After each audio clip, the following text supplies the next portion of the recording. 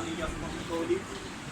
الحمد لله نحمده ونستعينه ونستغفره ونؤمن به ونتوكل عليه ونعوذ بالله من شرور انفسنا ومن سيئات اعمالنا ومن يضلل فلا هادي له ونشهد ان لا اله الا الله وحده لا شريك له ونشهد ان محمدا عبده ورسوله.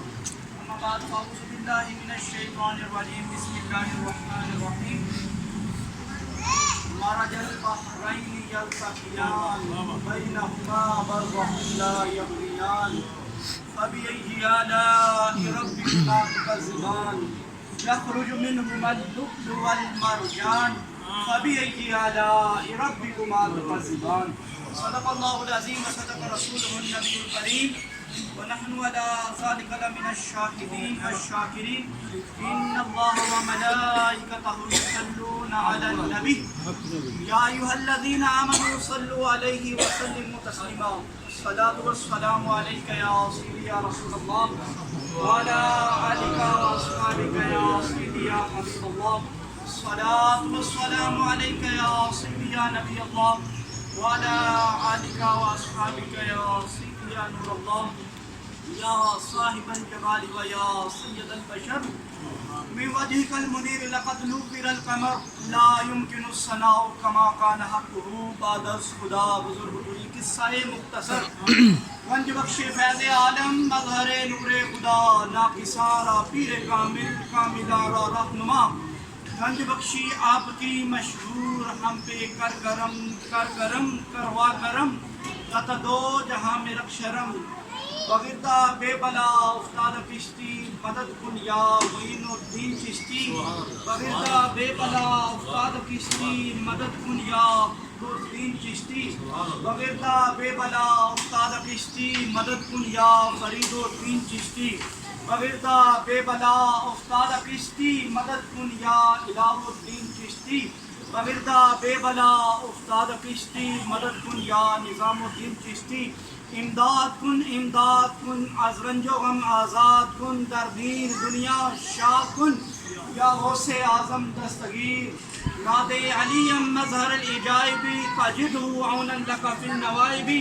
کل ہم و غم سینجلی بعظمتک یا اللہ یا اللہ یا اللہ وبنبوتك يا محمد يا محمد يا محمد وبولایتك يا علي يا علي يا علي يا حیدر يا حیدر يا حیدر فی سبیل اللہ. واقعہ کربلا بے شمار مرتبہ سنتے ہیں. صرف ایک یہی شعر اس کے اندر سارے کا سارا واقعہ کربلا اگر ذہن میں رکھا جائے. پنجابی کا شاعر ہے کہتا ہے سب کچھ طاقت ہوندیاں زور نہیں لایا. طاقت ہوندیاں زور نہیں لایا بیٹھے من رضائی. طاقت ہوندیاں زور نہیں لایا بیٹھے من رضائی. دنیا اتوں پیاسے گئے دین دنی دے سائیں.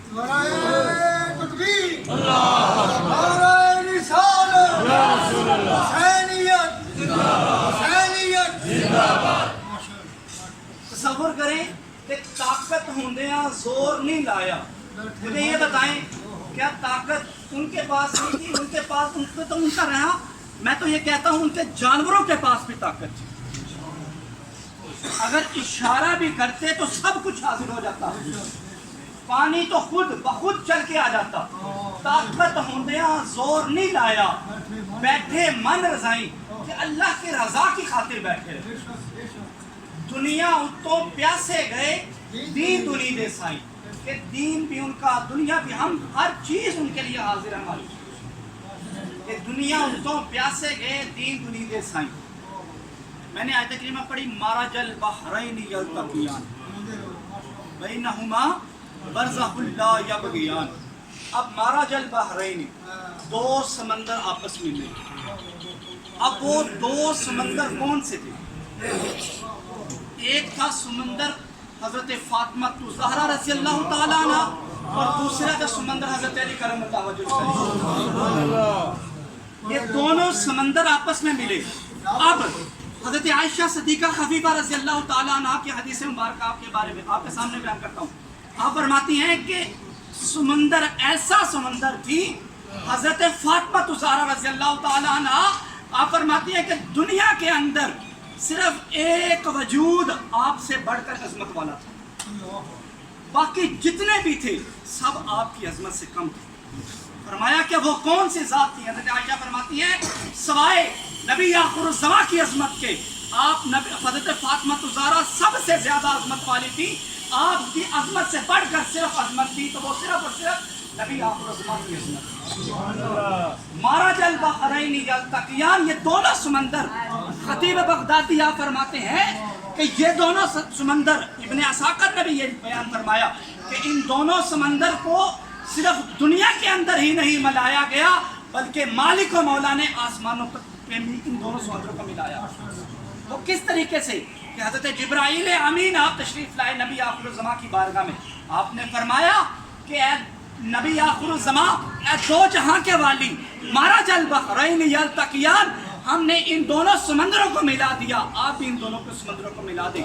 فرماتے ہیں کہ ایک حدیث مبارکہ میں آتا ہے کہ ان دونوں سمندروں کو حضرت فاطمہ الزہرا اور حضرت علی کرم اللہ وجہ الکریم کو ملایا گیا چوتھے آسمان پر، اور دوسری طرح آتا ہے کہ ساتویں آسمان پر ملایا گیا۔ اب نبی آخر الزمان نے یہ ارشاد فرمایا کہ اے جبرائیل مجھے یہ تو بتا، دنیا میں تو مجھے کہہ رہا ہے کہ ان دونوں سمندروں کو ملا دیں، آسمان میں کس نے ملایا؟ کہا مالک و مولا نے خود ملایا۔ کہا مالک نے ملا دیا، اب ان دونوں کو ملایا، اب دونوں کا خطبہ نکاح کس نے پڑھا؟ خطبہ نکاح بھی تو کسی نے پڑھا ہے، وہ کس نے پڑھا؟ کہا خطبہ نکاح میں نے پڑھا، جبرائیل امین نے پڑھا۔ کہا ٹھیک ہے تو نے پڑھ لیا، اب مجھے یہ تو بتا کہ فاطمہ کا ولی وہاں پر کون بنا؟ فاطمہ کا ولی بھی تو کسی نے بننا تھا، وہاں پر فاطمہ کا ولی کون بنا؟ حضرت جبرائیل امین نے ارشاد فرمایا کہ فاطمہ کا ولی آسمان پر خود مالک و مولا خود بنا۔ سبحان اللہ۔ فاطمہ کا ولی میں بنتا ہوں، اور یہ کرو، یہ معاملات دونوں مارج البحرین یلتقیان بینہما برزخ لا یبغیان فبأی آلاء ربکما تکذبان، اور فرمایا کہ آپ زمین پر بھی انہیں دونوں کو ملا دیں۔ کہا کہ اگر ایسا حکم ہے تو میں دونوں کو ملا دیتا ہوں۔ اب دونوں کو ملانے کی باری آئی زمین پر، اب نبی آخر الزمان نے حضرت علی کرم اللہ وجہ الکریم کو فرمایا کہ علی تو کتنی دولت رکھتا ہے، تو کتنے کا مالک ہے؟ کہا کہ چند جو کا آٹا اور چند کھجوریں رکھتا ہوں، دیکھیں۔ اور فرمایا کہ نبی آخر الزمان نے اپنے چچا جان سے حضرت عباس اور حضرت حمزہ سے فرمایا کہ چچا جان جاؤ مدینہ کے اندر اعلان کروا دو، 10 آدمی آئیں اور آ کر دعوت ولیمہ کھائیں۔ اب کفار سامنے بیٹھے ہیں، انہوں نے تنزیہ طور پر کہا اتنا کھانا ہے ہی نہیں، 10 آدمیوں کو کھانا ہے اور بلا رہے ہیں اتنے پورے مدینہ کے اندر۔ تو فرمایا نبی آخر الزمان نے اے چچا جان جاؤ، جا کر کسی کافر مشرک کوئی بھی ہے ہر ایک کو سرعام دعوت دے دو کہ ہر ایک آ کر کھائے۔ اور یہاں تک آتا ہے روایات کے اندر، کتابوں کے اندر لکھا ہے 3 دن تک صبح اور شام کھانا چلتا رہا، 10 آدمی آتے رہے اور 10 آدمی کھاتے رہے۔ دونوں سمندروں کو جب ملایا گیا یخرج منہما اللؤلؤ والمرجان، ان میں سے 2 موتی نکالے گئے، ایک لولو اور دوسرا مرجان۔ لولو موتی کون تھے؟ حضرت امام حسن علیہ السلام، اور مرجان حضرت امام حسین علیہ السلام۔ اب لولو کیسے کس رنگ کا ہوتا ہے؟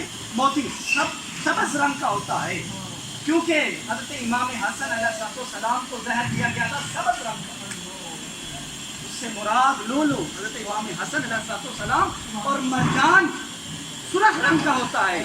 آپ کا سرکن سے جدا کیا گیا تھا، خون نکالا گیا، شہید کیا گیا تھا، اس وجہ سے آپ کو کس موتی سے ترجیح دی گئی؟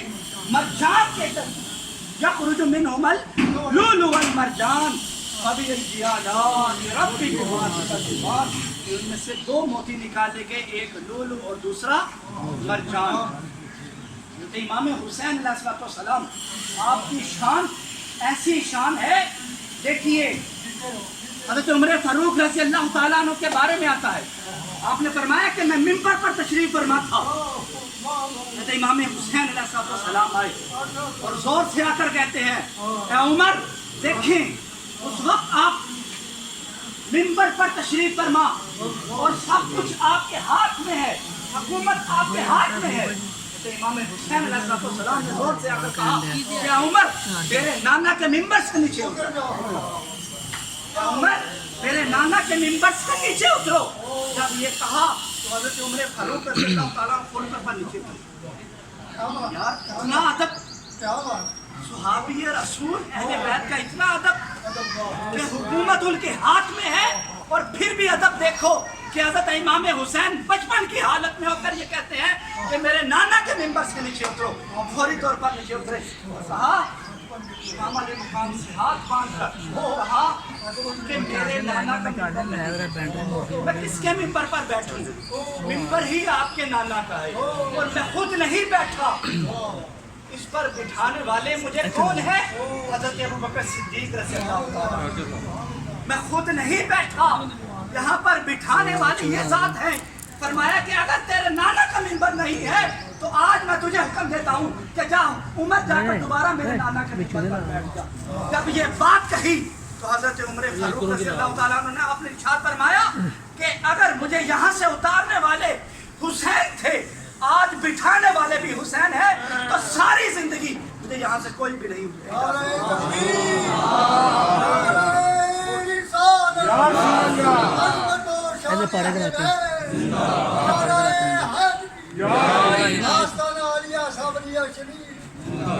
कहा सारी जिंदगी यहाँ से मुझे हटाने वाला भी कोई नहीं है। हजरत इमाम हुसैन आपकी बात ऐसी बात है कि हदीस मुबारका में आयशा सिद्दीक़ा खलीफा रज़ियल्लाहु ताला अन्हा आप इस हदीस मुबारका को रावी हैं आप फरमाती हैं कि हजरत फातिमा ज़हरा रज़ियल्लाहु ताला अन्हा आप चली गई नबी आखिर की बारगाह में, फरमाया कि मुझे मेरे हिस्से की विरासत दे दो। हदीस मुबारका सुनिएगा, मेरे हिस्से की विरासत मुझे अता कर। हज़रत इमाम हसन इमाम हुसैन को साथ देकर कहा मुझे मेरे हिस्से की विरासत दे दे। कहा तेरे हिस्से की विरासत मैं तुझे दे दूँ। कहा कैसे? कहा हसन भी तुझे दे दिया, हुसैन। कहा कैसे? कहा हसन के हिस्से में मैंने हैबत और सबर सारा मामला हिस्सा कर दिया, हैबत और सरदारी अता कर दी हसन को हैबत और सरदारी दे दी, और हुसैन को मैंने सबर और इस्तिकलाल और शुजाअत दे दी, सखावत दे दी। कहा सखावत दे दी। अब देखिए कैसे सरदारी विरासत कैसे मिली, हैबत कैसे मिली। इमाम हसन अलैहिस्सलाम आप गुस्से वाले थे, हैबत वाले थे, आपको हैबत मिली विरासत में, और इसी तरह दूसरी क्या थी? सरदारी मिली। सरदारी कैसे मिली वो भी बताता जाऊँ कि 6 माह तक आपने खलीफा बने रहे, सरदारी भी आपको मिली, हैबत में मिली और सरदारी भी मिली। और फरमाया इमाम हुसैन को विरासत कैसे मिली? आपको सखावत में मिली, आपको सब्र और इस्तिकलाल में मिला। देखिए कि करबला के अंदर क्या था? सब्र था। क्या सवाल यही है कि पहले जैसा कहा गया कि पहले ये सवाल होता था कि हज़रत इमाम हुसैन गए क्यों? यार मुझे ये तो बताओ, क्या नबी आखिर ज़मां को इस बात का इल्म ना था? आपके पास हर चीज़ आ गई, शीशी भी आ गई, सब कुछ आ गया। क्या अगर ये रोकना होता, मार का रोकना होता करबला का, तो क्या उस वक्त दुआ ना होती? नबी आखिर ज़मां हाथ उठाते, हज़रत फातिमा ज़हरा रज़ियल्लाहु ताला अन्हा आमीन कहती, अली करमल्लाहु वजहुल करीम आमीन कहते, तो सब कुछ खत्म हो सकता था। और देखिए कैसा होंठ चूसने का अमल कैसा हक अदा किया करबला के अंदर। और ये भी देखिए करबला के अंदर ये भी साबित कर दिया कि अगर नबी आखिर ज़मां ने अपने इब्राहीम बेटे को मेरे से लिए जुदा किया तो वो सिर्फ और सिर्फ मैं उसके लिए इस्तिकामत करूँगा। एक टांग के ऊपर आपके साहबजादे और दूसरी के ऊपर हज़रत इमाम हुसैन अलैहिस्सलाम फरमाया हज़रत जिब्राईल अमीन ने कि इन दोनों शहजादों में से एक मुझे अता कर। अब नबी आखिर ज़मां ने ये इरशाद फरमाया, सोचा कि अगर मैं इब्राहीम को दूंगा तो इसका کا رنج صرف مجھے ہی ہوگا، اگر میں حسین کو دوں اس کا رنج مجھے بھی ہے، میری صاحبزادی فاطمہ کو بھی ہوگا۔ تو فرمایا کہ ابراہیم کو لے جا اور حسین کو مجھے رہنے پاس رہنے۔ اور بار بار ننھے تھے، شہزادے تھے، بچپن کی حالت تھے، اور اس وقت نبی آخر الزمان یہ ارشاد فرمایا کرتے تھے کہ حسین میں نے تجھے اپنے پاس رکھا ہے، کسی لیے رکھا ہے۔ تو ساری زندگی یہی کہتے رہے کہ اللہ تبارک و تعالیٰ کے پیارے محبوب میرے نانا جان نے اپنا بیٹا میرے لیے قربان کر دیا، میں کیوں نہ ایسے قربان ہوں۔ سرداد ناداد دست در دست یزید، حقہ کے بنا لا الہ است حسین۔ کہ امام حسین اس کلمہ کی بنا ہے، ہر چیز ان پر حاضر۔ دیکھیے کہ حضرت امام حسین آپ کی سخاوت دیکھیے، یہ تھی صبر و استقلال، سخاوت دیکھیے آپ کی کہ ایک مرتبہ ایک شخص آپ کی بارگاہ میں تشریف لایا، کہا کہ مجھے کچھ عنایت کیا جائے، سوالی تھا، کہا مال غنیمت سے کچھ آنا ہے، تھوڑے دیر ٹھہر جاؤ، بیٹھ جاؤ۔ اب وہ شخص بیٹھا ہوا ہے، وقت گزرا، ابھی مال غنیمت سے نہیں آیا، کچھ بھی نہیں آیا۔ تو امام حسین علیہ السلام بڑے پریشان، ابھی تک مال غنیمت سے کچھ آیا نہیں۔ تھوڑا وقت گزر گیا، وقت گزرنے کے بعد کیا ہوا، مال غنیمت سے جو کچھ آیا تو سارے کا سارا اس سوالی کو دے دیا۔ کیا ہوتا ہے، ہم اپنا تصور کریں تو کیا کرتے ہیں، یار اپنے لیے کھانے کے لیے کچھ رکھ لیں، جو ہے بعد میں اس سوالی کو دے دیں۔ لیکن کیسی سخاوت، جتنے کا جتنا آیا سارے کا سارا تقسیم کر دیا، اور دینے کے بعد ہاتھ جوڑ کر کھڑے ہو گئے اس سوالی کے سامنے۔ یا سوالی مانگنے والا آیا اور اس کے سامنے ہاتھ جوڑ کر کھڑے ہو گئے۔ فرمایا کس وجہ سے ہاتھ جوڑ رہے ہیں، اس سوالی نے پوچھا، کہا کہ تھوڑی دیر میں نے تجھے بٹھائی رکھا، تو میرے پاس بیٹھا رہا، تجھے میں نے جلدی سے جلدی تجھے دے نہ سکا، کیونکہ مجھے مال غنیمت آنے میں لیٹ ہو گئی، میں تجھے جلدی دے نہ سکا، سخاوت نہ کر سکا۔ کہا کہ مجھے معاف کر دینا اس بارے میں۔ یار کیسی سخاوت ہے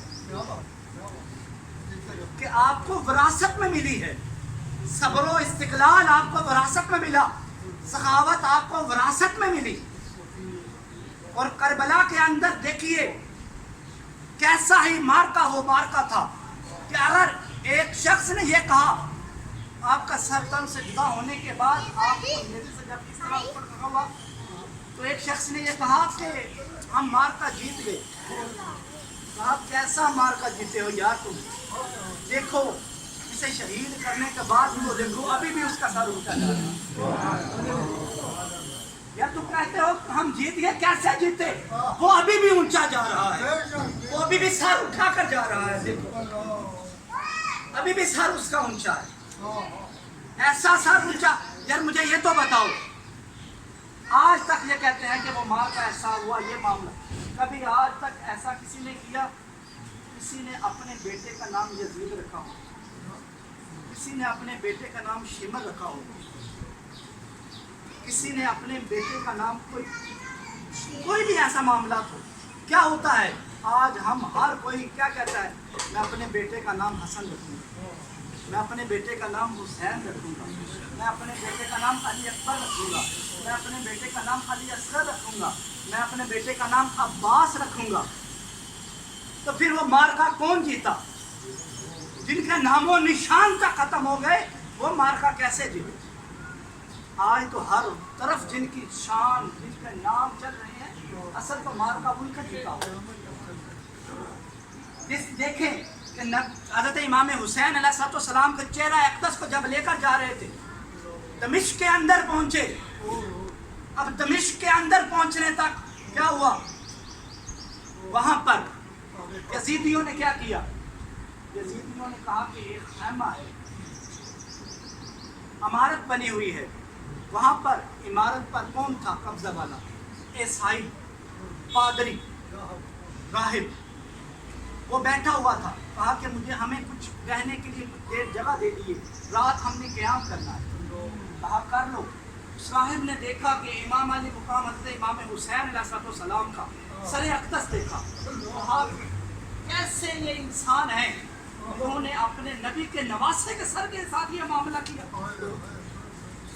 उस राहिब ने क्या किया, कहा मेरा एक काम है, मेरा एक काम करते जाओ। कहा क्या?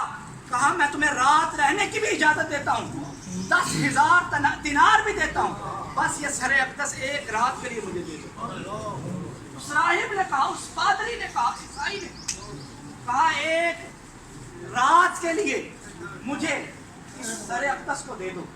अब क्या किया उस पादरी ने, उस ईसाई ने सरे अक़दस को लिया। सरे अक़दस को लेकर उसने खुशबू वाले पानी से सरे अक़दस को धोया, खुशबू वाले पानी से सरे अक़दस को धोया। सर के बालों को उसने तेल लगाया, आंखों में सुरमा लगाया, सर को बालों के चेहरे अक़दस को उसने खुशबू लगाई। अब खुशबू लगाई, रात गुजरी नहीं कि राहिब अचानक आंखें बंद करके बैठा है कि नबी आखिर ज़मा का दीदार नसीब हो। कहा नबी आखिर ज़माने उन्हें मेरे नवासे के साथ ये अमल किया, तो कलमा क्यों नहीं पढ़? या देखो वो ईसाई पादरी होकर उसने ऐसा अमल किया और वो मुसलमान हो गया। और जब यजीद के सामने लश्कर को लाया गया, उस वक्त क्या हुआ? हजरत फिजा के बारे में आता है, आपने फरमाया अल्लाह अकबर, जब हजरत फिजा को लाया गया तो हजरत फिजा बोली तो यजीद के पीछे हबशा के 500 सरदार खड़े, 500 सिपाही खड़े थे। तो उस वक्त हजरत फिजा ने ये इरशाद फरमाया, हबशा के सिपाहियों तुम्हें इल्म नहीं आज हबशा की बच्ची के साथ क्या मामला हो रहा है। तो उस वक्त यजीद के पीछे खड़े हुए 500 सिपाहियों ने फौरी तौर पर तलवारें निकाल ली। जब तलवारें निकाली तो हजरत ज़ैनब की आंखों से आंसू जारी हो गए। मदीना की तरफ रुख करके फरमाया, ऐ नाना जान, ऐ दो जहां के वाली, आज हबशा की बच्ची के लिए ये सलूक हो रहा है। 500 सरदार, 500 फौजी उसके लिए तैयार हो गए, और आज आपके नवासों के लिए क्या मामला हो। देखिए ये मार्का बराउल बरा बयान नहीं कर सकते।